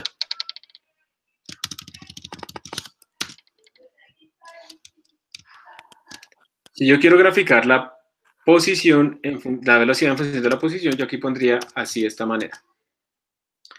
Y teóricamente, lo que uno espera es que esto sea precisamente una órbita cerrada, ¿cierto? ¿Por qué uno espera que eso sea una órbita cerrada? Porque se supone que ese sistema, como no tiene disipación, pues debería conservar la energía. Entonces la energía, que es como la distancia que tenemos medida en esta elipse o en este círculo, dependiendo de la escala, debería ser constante. Entonces cuando él vuelva a la posición inicial, él debería precisamente caer otra vez en el mismo punto. Entonces mire que aquí pareciera que caen en el mismo punto, pero para hacer esto mejor, pues es preferible pintar esta vaina con líneas y hacer muchas más trayectorias. Entonces lo que les voy a pedir a ustedes es que hagan esta gráfica, ¿sí? Con estos tiempos que yo puse, miren, yo puse 38.7 con un paso de 0.1. Quiero que hagan esta gráfica para un paso de 0.1 y para un paso de 0.01. Y veamos, hagamos un zoom a ver si las cosas sí están volviendo al punto donde partieron. Realmente nosotros empezamos así, la condición inicial es acá, ¿no? La velocidad en 0 y la posición en 0.5. Entonces lo que quiero es que hagan esta figurita para los dos tiempos, para 0.1 y para 0.01. Van a darse cuenta que ahí pasa algo interesante. Entonces por favor hagan eso. Ahora sí me demoro como unos 8 minuticos máximo. Profe, qué pena, ¿cómo hacemos lo del error que tenemos ahí de que estamos cambiando el estado? Ahorita lo vamos a arreglar, no te preocupes. Okay. Todavía lo estamos dejando ahí, pero ya lo vamos a arreglar ahorita. Entonces, por favor, háganle la figurita para 0.1 y 0.01, ambas en el mismo sitio para poder comparar. Profe, ¿cómo nos podemos salir de Genoplot? Control D o Exit o Quit.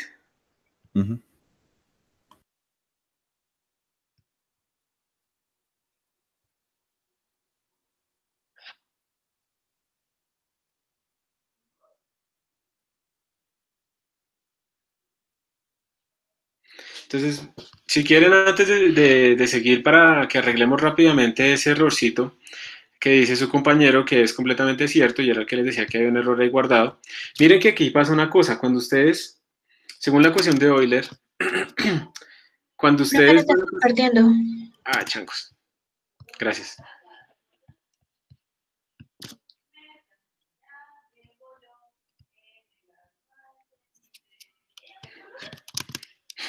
Cuando ustedes tienen esto en Euler, miren que esta función f tiene que estar evaluada en el tiempo actual y en el estado actual. ¿Cuál es el problema? Que cuando venimos aquí a nuestro código, nosotros aquí estamos, cuando hacemos la iteración con i igual 0, estamos cambiando al vector, ¿cierto? Estamos cambiando el vector. En i igual 0 le estamos poniendo un nuevo valor. Entonces cuando pasamos a la iteración con i igual 1, este vector de estado ya no es el vector de estado que teníamos originalmente aquí cuando llamamos a la función. Ha cambiado la primera componente. Y al haber hecho eso tenemos pues un problema, ¿cierto? Porque lo que hicimos fue cambiar a nuestro vector de estado. Y entonces ya no están las cosas en el mismo tiempo. Entonces, lo que vamos a hacer es que lastimosamente nos toca hacer una copia. Entonces lo que vamos a hacer es aquí localmente, del tipo estado, vamos a crear un estado de copia, STMP lo vamos a llamar, que va a ser igual exactamente a eso. O sea, simplemente creamos un nuevo estado. Y acá, cuando llamemos a mi función, vamos a llamarla con STMP. O sea que cuando llamo a la función, siempre estoy llamándola con el S original con el que yo llamé a mi función, no con cambios. Y todos estos están en el mismo tiempo. Ese tipo de dependencia es muy importante. Cuando se haga run ejecuta, pues ahí va a aparecer mucho más relevante esto. Entonces ya con esto queda corregido. Entonces simplemente recarguen si quieren su replit. Y entonces hagan por favor la grafiquita. Ahora sí, de verdad, ya vuelvo.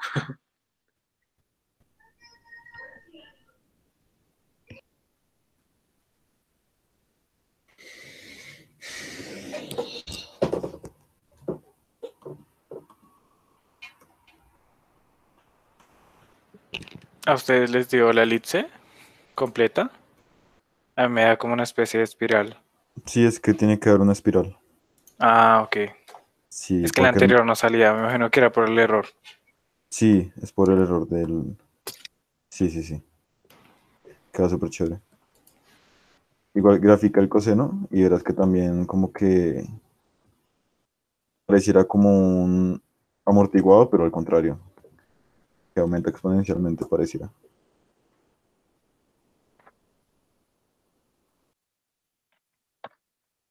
Ustedes saben cómo graficar en GNU+, no todos los datos, sino por ahí hasta la mitad o algo así.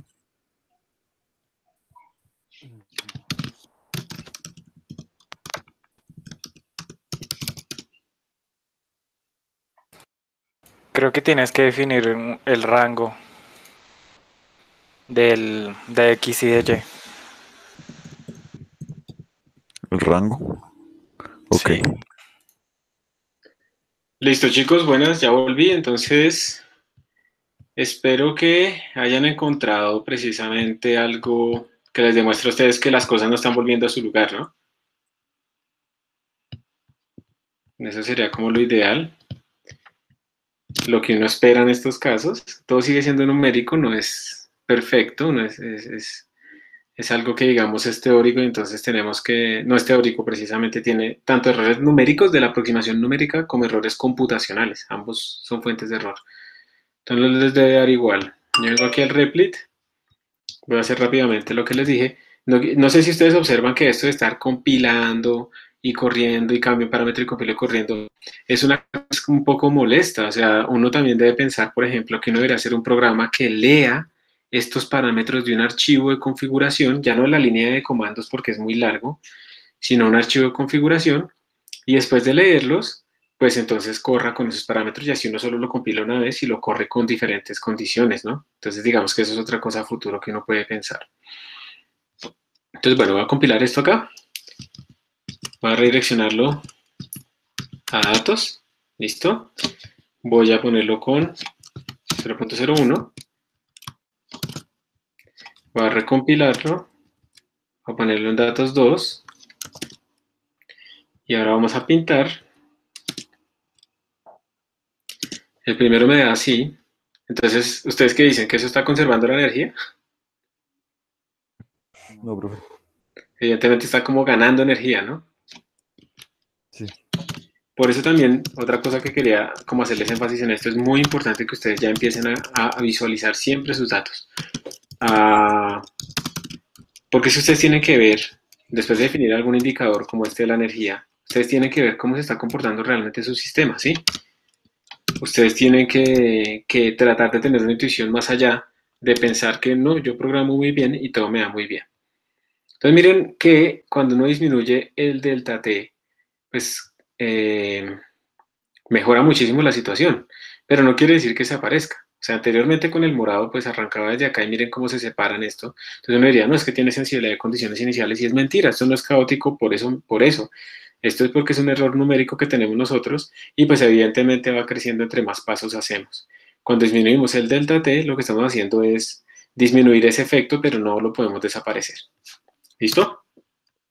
Entonces, bueno, aquí está, digamos, lo que uno debe hacer para verificar si le está dando bien o no. Y quiero que observen lo que hicimos. Entonces hagamos un repaso rápido de qué fue lo que hicimos nosotros.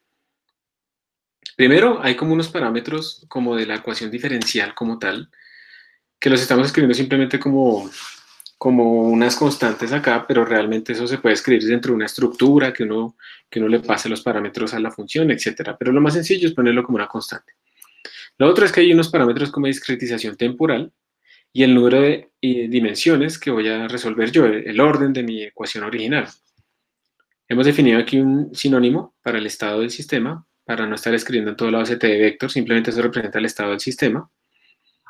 Tenemos algunas funciones que nos sirven para varias cosas. Tenemos una que hace condiciones iniciales, que pues hace eso. Una que hace time step, pero utilizando Euler, ¿cierto? En este caso. Y una que, esta f, que es la que nos devuelve las derivadas. Si yo quiero cambiar, por ejemplo, mi método de integración, ¿cuál de estas tres funciones es la que debe cambiar? Si ya no quiero utilizar Euler, sino Runge-Kutta. Time step. Time step. El resto quedan iguales todas. ¿Sí? Y después lo que hacemos es pues, crear un vector con ese número de dimensiones de estado, le ponemos sus condiciones iniciales y hacemos un loop que se mueva por el tiempo. Y imprimimos el estado en cada momento. Y listo. Ya terminamos. Entonces esto era como la implementación de Euler. Runge-Kutta. Voy a cambiar esto, voy a copiarlo, a ver, voy a crear un nuevo archivo acá. Runge-Kutta es mucho mejor, es un poquito más difícil de implementar, pero pues no es muy difícil tampoco. Entonces lo que voy a hacer es con versión 2. Voy a copiar todo esto. La habilidad más importante del programador. ¿Cuál es, en su opinión?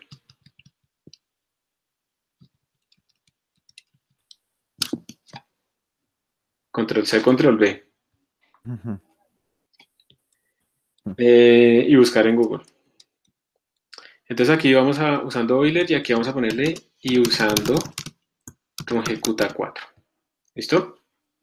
Entonces va a haber un par de cambios porque ahora este time step lo vamos a llamar time step Euler. Pues para diferenciar.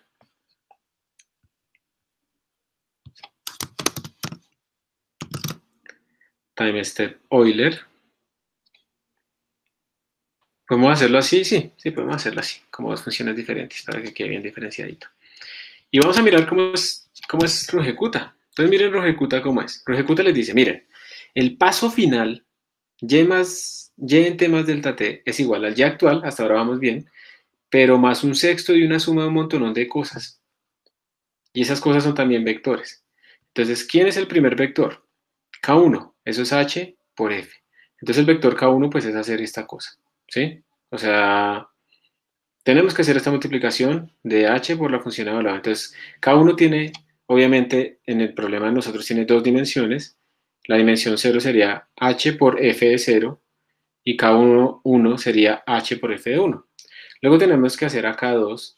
K2 sería, y miren que esta es la clave. Ahora el tiempo, miren que el tiempo está partido, ¿sí lo ven?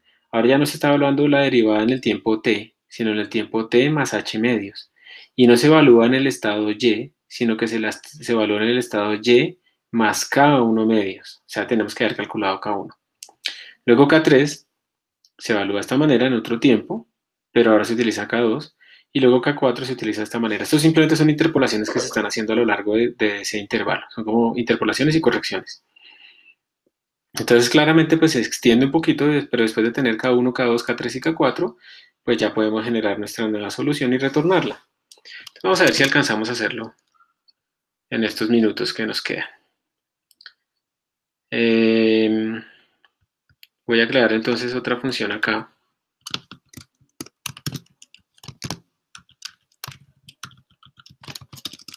Que se llama RK4. Tiene la misma interfaz. Y vamos a crear aquí, vamos a copiar esto igualito. Pero esta función se llama RK4. ¿Ok?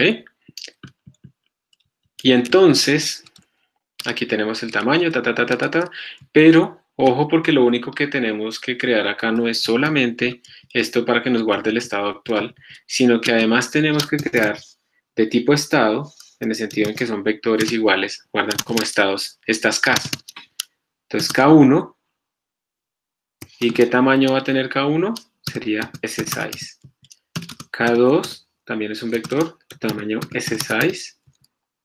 K3 también es un vector de tamaño C6 y K4 también es un vector de tamaño C6. Entonces aquí hemos creado nuestros 4 vectores extras. Y ahora nos toca ir calculando uno por uno. Entonces, compute K1. Entonces, este for queda igualito. ¿Y K1 a qué es igual? K1 es igual a H veces F evaluado en T y en Y. Entonces, vamos a cambiar esto. Sería K1 es igual a H o delta T por F evaluado en T, el estado inicial, y pues el índice. Y pues ya está. Eso sería K1. Vamos a ver K2. ¿Cómo sería K2? Ayúdenme ustedes porque es más difícil. K2 de I, ¿qué escribo? A ver, ayúdenme. ¿Qué escribo acá? A ver, esto es K2. F en T más H medios. ¿Qué escribo aquí?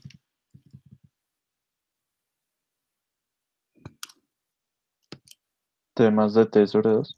T más de T sobre 2. Por procedencia de operadores, pues primero se hace la división. Perfecto. ¿Y aquí está bien ponerle ese TMP?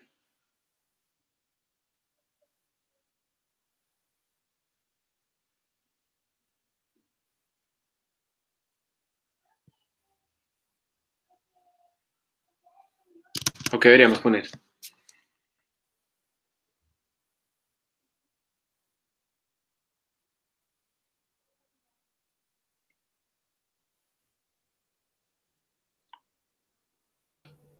No sé, profe, es que nosotros estamos como en segundo orden, pero ahí parece que es solo una ecuación de primer orden. Entonces confunde un poco.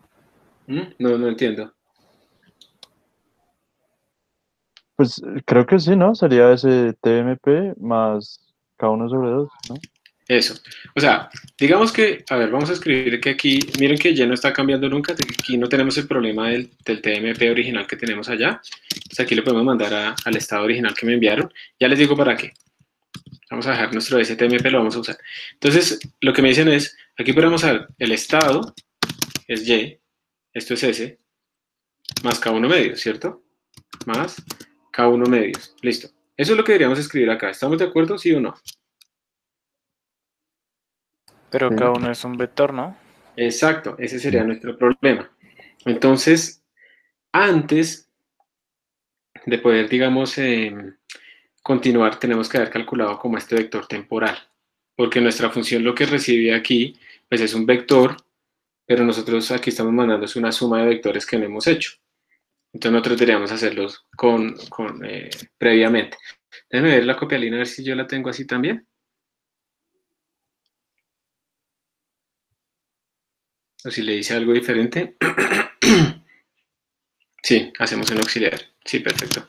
Es lo mismo.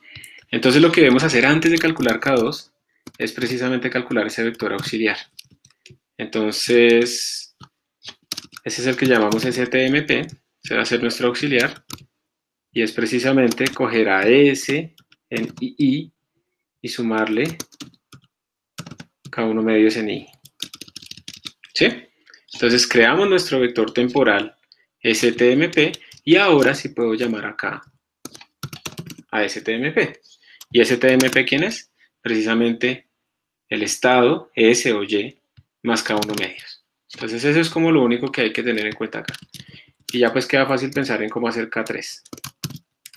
Porque miren, vamos a calcular K3. Entonces primera pregunta, ¿K3 necesita algún vector temporal de ayuda?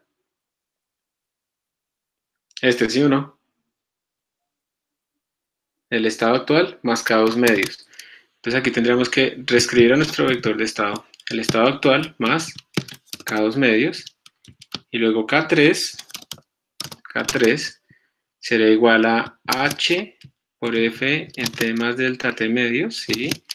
Más STMP, que ya está calculado, y en ese índice. Listo, perfecto. Y por último nos faltaría K4. Voy a volver a copiar y a pegar.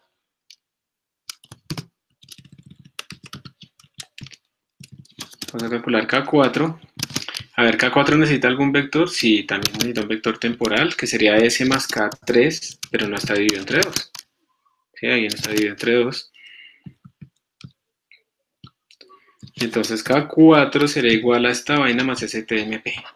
Y finalmente, después de haber hecho todo este montón de cosas, ahora sí, podemos escribir cuánto es nuestro estado nuevo. Entonces, Entonces, nuestro nuevo estado sería lo que dice nuestra fórmula, el estado actual. Entonces, el nuevo estado va a ser el estado actual más, esto se va, un sexto de K1 más 2K2 más 2K3 más K4. Entonces, hagámoslo. K1 en II más 2 por K2 en II. Sí, estamos igualando vectores componente a componente. Más 2 por K3 en II más K4 en II. Y toda esta vaina dividida entre 6. Y listo. Con esto habríamos terminado todo nuestro rungecuta. Como hemos hecho tantas cosas, yo lo que sugiero es que entonces creemos dos vectores. Vamos a crear uno llamado Y Euler y uno llamado Y RK4 para que podamos compararlas. O no, dejémoslo así, con Yes. Y simplemente aquí el time step lo vamos a hacer con Euler o lo vamos a hacer con RK4 y vamos a comentar uno o el otro. Entonces, por ejemplo, yo lo que voy a hacer ahora en este momento es comentar pero miren, voy a utilizar RK4 con el paso de tiempo grande. Entonces, miren lo que estoy haciendo. Ya tenemos RK4 implementado. Voy a correrlo con el que con Euler nos dio esa línea morada horrible que se va creciendo muy rápido. Voy a correr rungecuta con ese mismo paso de tiempo. Vamos a ver qué nos da. ¿Ustedes qué creen? ¿Va a dar la misma línea morada o no va a dar la misma línea morada? No. Esto está con B mayúscula. Hice algo mal por acá. ¿Nos va a dar mejor o nos va a dar peor que la línea morada? ¿Ustedes qué dicen?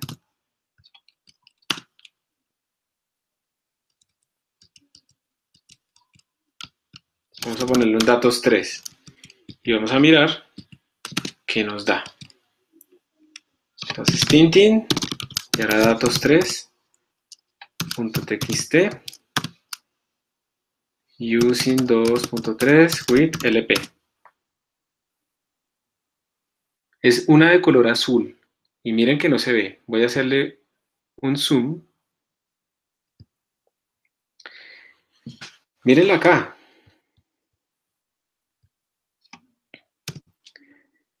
¿Sí observan la línea azul?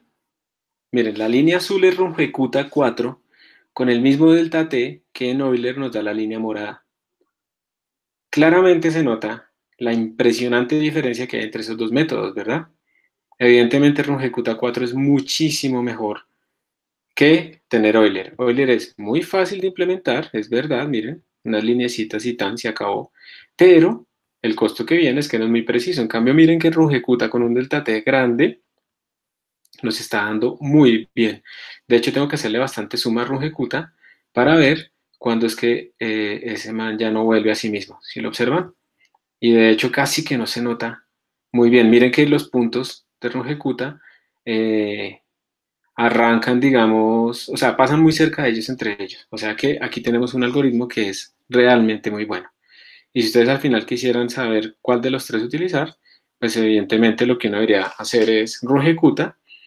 Por lo menos rungecuta es lo que uno debería utilizar. Por eso les digo que no utilicen Euler aunque sea muy fácil. Lo que uno debe utilizar es rungecuta. Y esto era como la introducción con rungecuta. Entonces ahora le viene la cosa interesante. Digamos que me queda un minuto, 30 segundos. Si digamos ustedes quieren poner un oscilador no lineal, ¿ustedes qué función es la que deben cambiar de todas estas con rungecuta? Vamos a hacerlo. ¿Qué función es la que deben cambiar para ponerle una interacción no lineal? Por ejemplo, el péndulo no lineal que es con seno de x en vez de x. Habría que cambiar f con el index 1, creo. Exacto. No había que cambiar nada más. Muy bien. O sea, solamente con poner esto, ya lo volví no lineal. ¿Sí? Ujú. Todo el resto de mi programa funciona sin ningún problema. Miremos rápidamente qué nos da esto. Ah, no.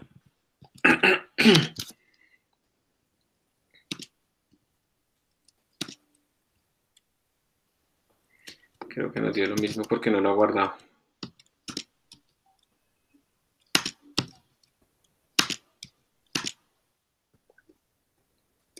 no cambia mucho porque la amplitud como que no es muy importante. Pero lo que quiero mostrarles es, ya lo volví aquí no lineal, pero lo que quiero es ahora ponerle más bien una disipación. Le voy a poner como menos, no sé, vamos a poner 1.2 por la velocidad. ¿Listo? Esto es ponerle una fuerza viscosa a mi sistema. Y como yo ya confío que RootEjecuta está dándome bastante bien, entonces simplemente compilo. ¿Qué trayectoria creen que va a pasar? ¿Qué trayectoria creen que debería aparecer ustedes? ¿Qué creen? El amortiguado. ¿Y cómo se vería el amortiguado en este espacio?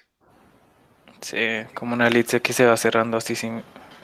Ajá, pues yo lo amortigué muchísimo, miren, ni siquiera osciló.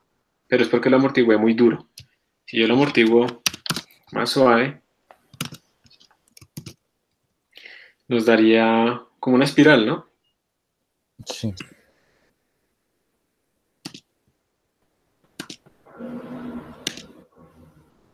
Ahí está nuestra espiral. ¿Listo? Bueno, con esto terminamos, chicos. Discúlpenme, por favor, todas las interrupciones que tuvimos el día de hoy. Además, pues sí, eso, las interrupciones. Pero ahí les queda el replic para que ustedes jueguen y obtengan esto también. ¿Listo? ¿Profe? Nos vemos en la próxima clase. Feliz fin de semana. Una pregunta. Señor. Pues así rápido. Es que no tengo muy claro qué tanto debe hacer una función. Es que me refiero, por ejemplo, a la función de RunGeoQta. Hace muchas cosas. Entonces llena como el K y eso. Y pues dicen, según he leído, que una función debería ser una sola cosa. Entonces, por ejemplo, no sé si sea igual de rápido, por ejemplo, que tratar de modularizar el código y crear como otro código y hacer una función para cada K y ir llamando esas funciones. O Digamos sea, que no lo cuentes en número de líneas. Normalmente, digamos, una cosa dice, pues, si una función mide 100 líneas, ya está migrando. Está bien. Pero no lo pienses así en número de líneas. Piénsalo más bien en funcionalidades. Entonces, una función debe hacer una sola cosa. Entonces, yo no debería en la función TimeStep hacer tanto RunGecuta como hacer Euler, como imprimir toda la serie e imprimir los datos en archivo. Eso es ponerle demasiadas funciones a una función. Eso es lo que no se debe hacer. ¿Listo? Yo lo que tengo que hacer es separar cada una de las acciones que yo voy a hacer en mi programa en funciones. Entonces, por ejemplo, la función RunGecuta, ¿qué hace? Hace un paso de tiempo utilizando ¿qué algoritmo? El algoritmo RunGecuta. Y listo. No está haciendo absolutamente nada más. Entonces, en ese aspecto es que tú debes mirar esa afirmación. ¿Ok? ok, profe. Entonces, Gracias. lo que te digo, te repito, en RunGecuta no deberíamos ponernos a imprimir, ni deberíamos ponernos a calcular la energía. No, no, no. RunGecuta hace RunGecuta. Y eso es, digamos, lo que tú debes tener. Está muy bien que lo tengas presente, pero eso es lo que significa. Que haga una sola cosa, en el sentido de que no es que lo haga en menos líneas, sino que haga una sola cosa. Muchas gracias por la pregunta. Hasta pronto, chicos. Hasta